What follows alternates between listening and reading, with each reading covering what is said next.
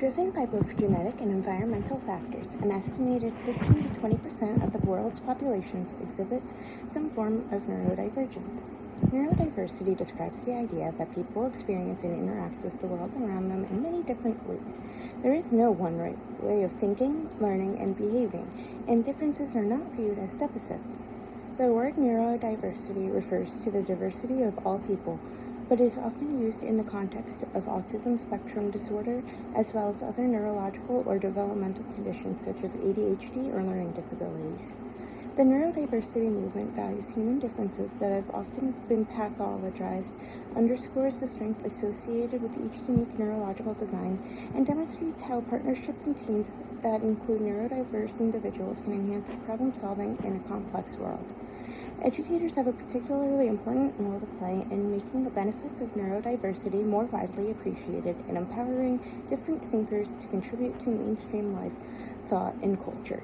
The quote-unquote unusual 1st, 5th, or 10th grader in your classroom may not yet seem like the brilliant scientist or business owner they may very well become, growing into a role that allows them to collaborate closely with partners who complement their unique abilities. In typical school settings, recognizing such potential can be difficult.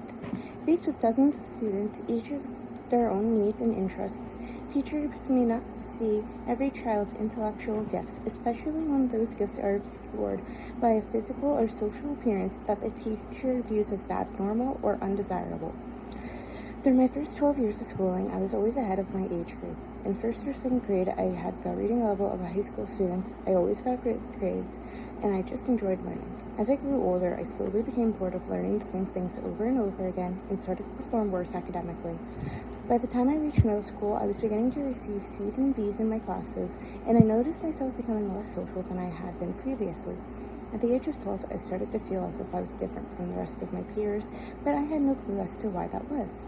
As I progressed up to high school, the few friendships I managed to form ended, and I was completely alone during my senior and junior years of high school, which were the worst 2 years of my life.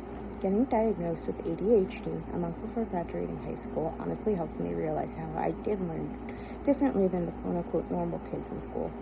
For the past 3 years, I've been able to adapt my learning style to how I take notes in classes, study for exams, and I've been performing better in school since then. I full-heartedly believe that everyone should have a basic understanding of neurodiversity. Students need to understand how their brains will retain information in order to best succeed in school, work, and life in general.